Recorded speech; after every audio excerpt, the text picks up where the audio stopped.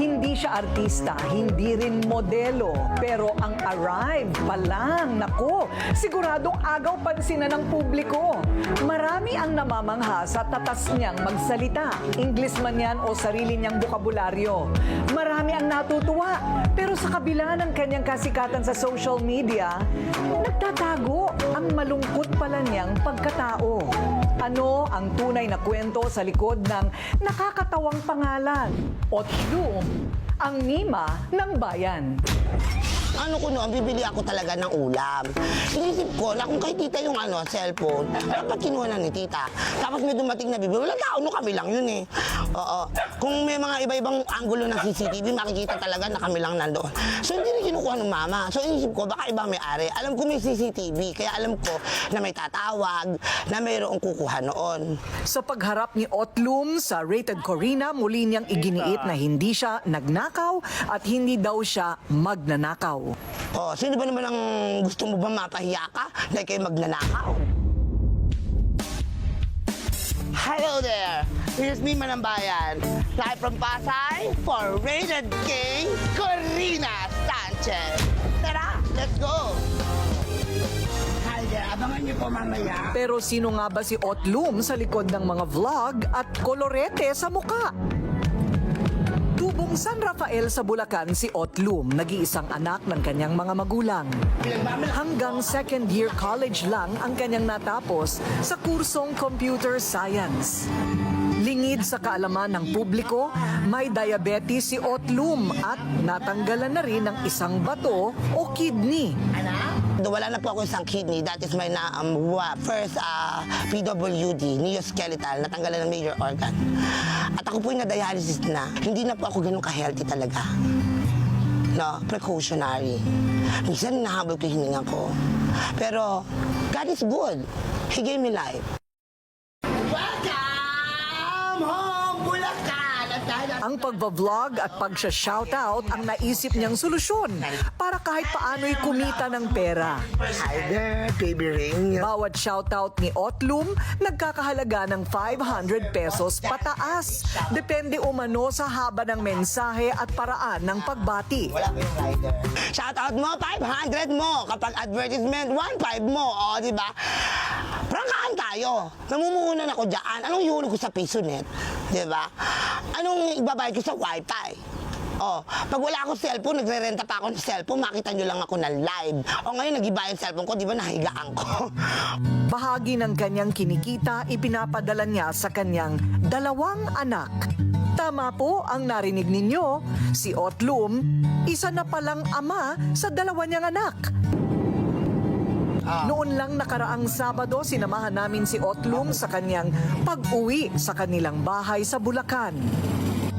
December 2023 nang huli niyang makita at makasama ang kanyang mga anak, kaya emosyonal ang mga sumunod na eksena. Proud ka ba sa tatay mo? Opo. Bakit mo ako mahal? Bakit ka proud kay tatay? Kasi po ko yung malaki sa akin. Every time. I miss you, kuya. Bumuhos ang luha ng isang amang nangungulila.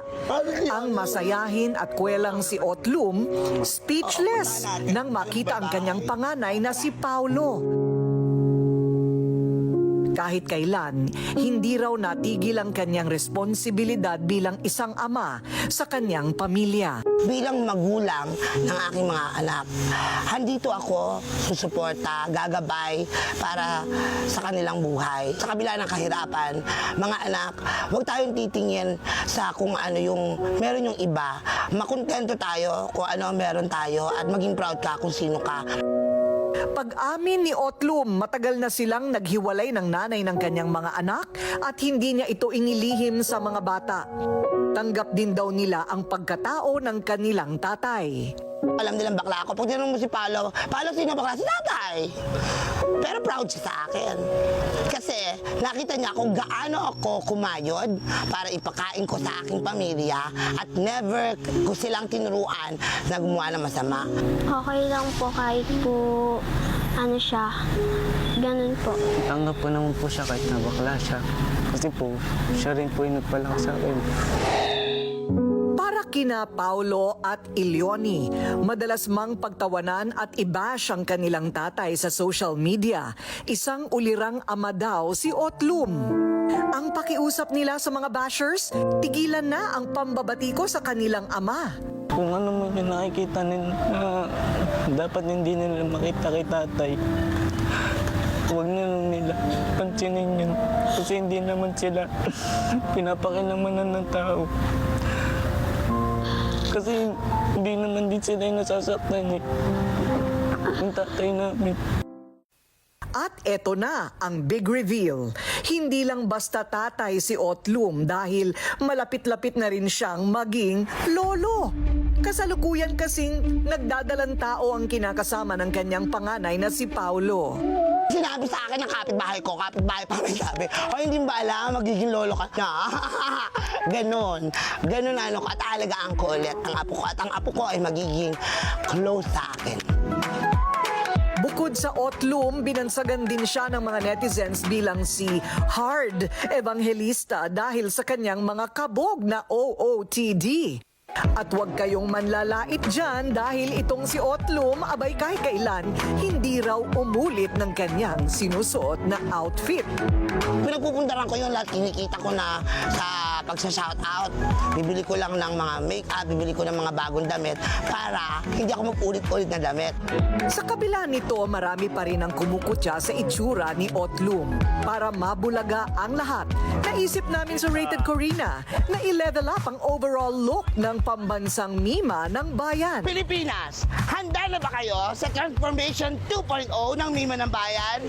Bakal! Dinala namin siya sa sikat na hairstylist na si Lord Ramos para bigyan ng makeover.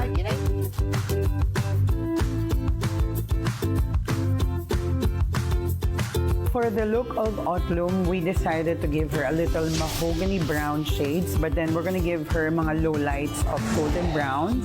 And then sa makeup niya mamaya, bibigyan natin siya ng very natural lang lined eyes with little lashes. Tapos papathread natin yung eyebrows niya. And then we'll give her natural beige lips para natural woman lang ang dating.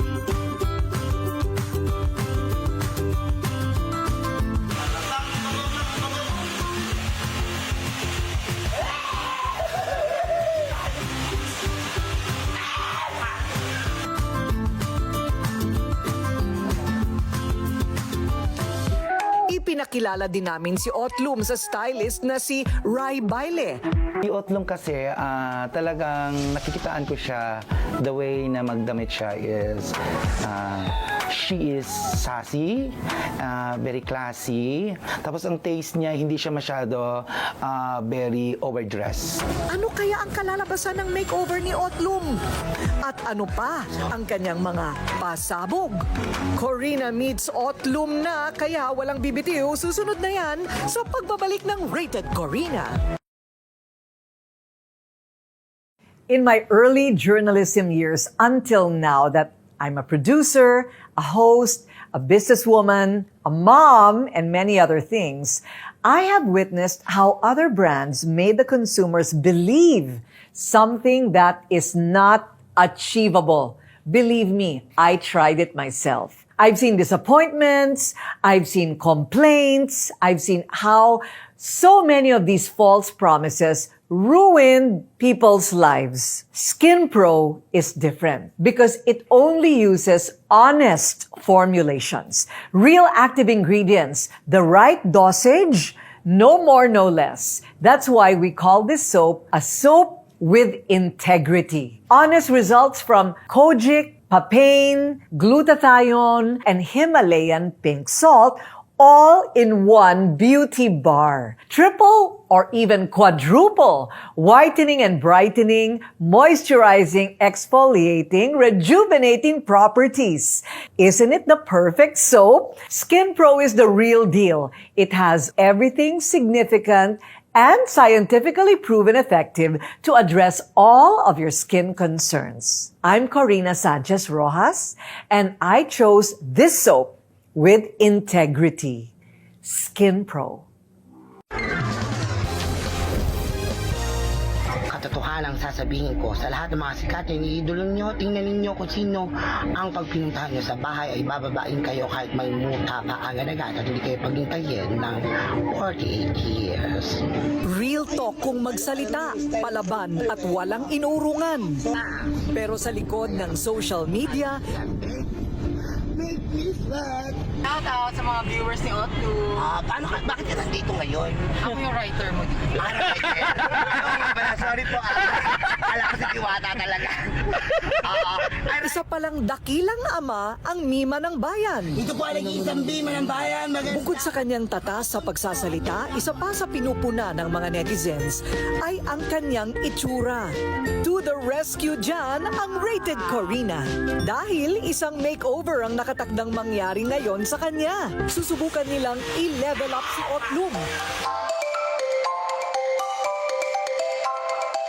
Mula sa kalsada, nag-level up na siya ang pambansang Mima ng Bayan.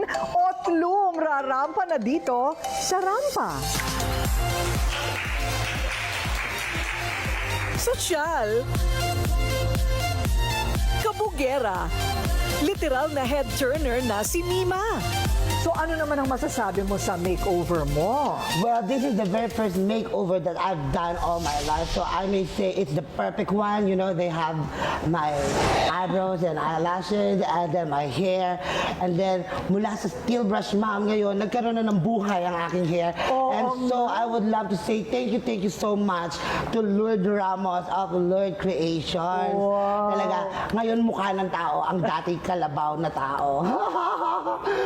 She speaks in correct grammar, ah? Thank you, madam. Yes. Correct grammar. Saan ka naman natuto mag-English? Well, since I was a kid, I studied at St. Paul's School of San Rafael, Bulacan. The only time that we can speak in Tagalog is that when our subject is Filipino. Wow!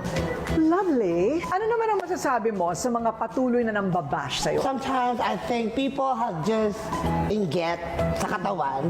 And inget is the very masakit na sakit ng kalipunan. Bakit ka makikisawsaw sa buhay na may buhay na wala ka namang alam? At ang aking pong pananamit na gawa ni Ray Balye o sumasalamin bago ka pumintas ng iba. Tumingin sa salamin, baka mas marami ka rin.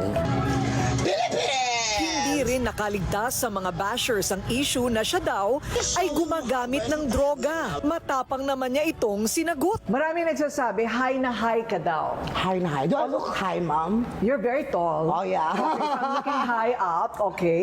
Nagda-drugs ka ba daw? Dati po, inamin ko po yan sa social media para wala na akong multong katakutan sa aking sarili.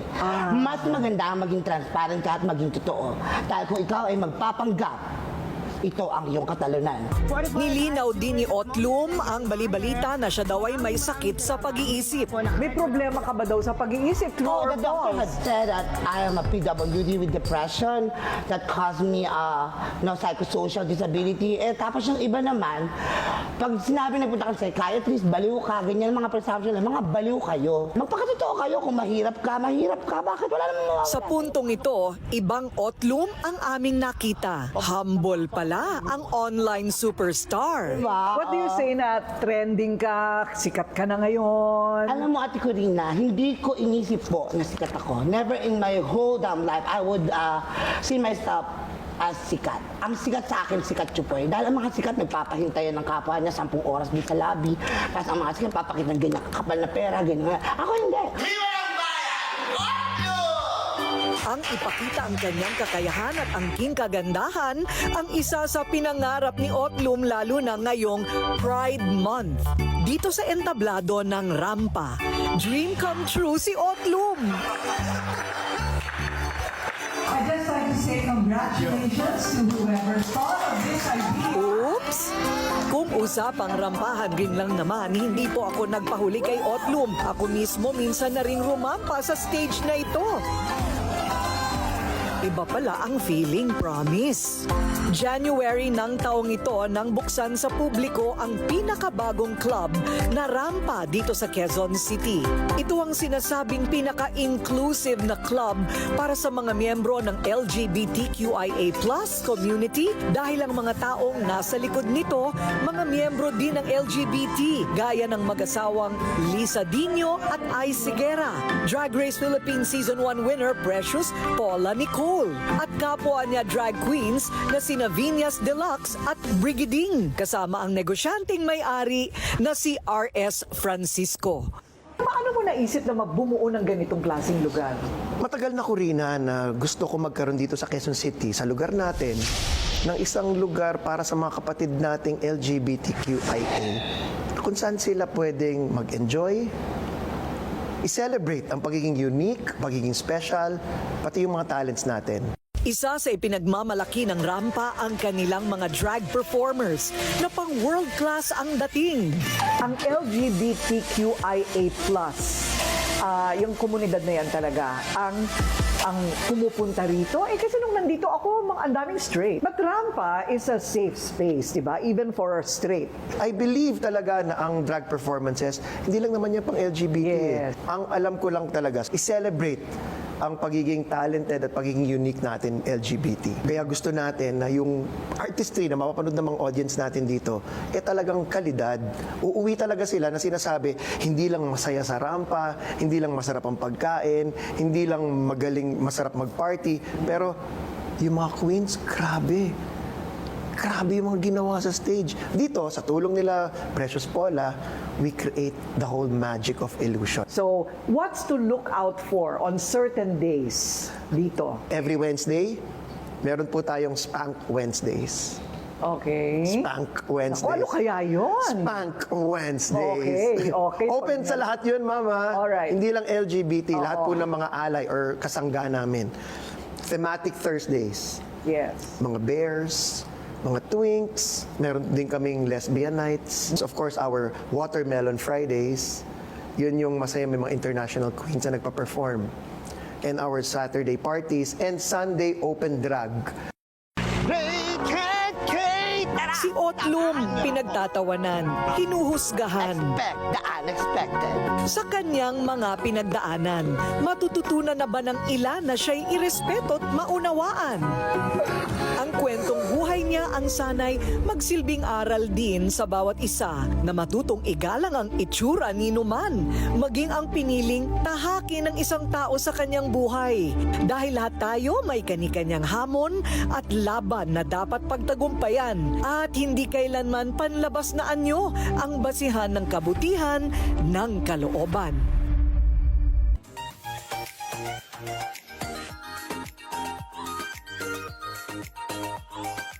The Pampakit. Itong Pampakit, ang bago nating packaging is meron na siyang bintana. So, hindi nyo na kailangan buksan. Naku, yung mga miron, bubuksan, tatanggalin para makita ko nandyan ba talaga sa loob lahat ng 3 products all in one. And you save 95 pesos pag bumili kayo ng kit na. Kasi nabibili naman ito ng tingi-tingi. But if you buy the kit, you save almost 100 pesos. Sayang din yan, di ba? So inside, you have facial wash, and then the toner for pH balance, the micellar toner, and the bestseller 15-gram K-Magic Facial Skin Cream. Yan ang iyong beauty routine. Okay? So, ito ang tinatawag nating Pampakit.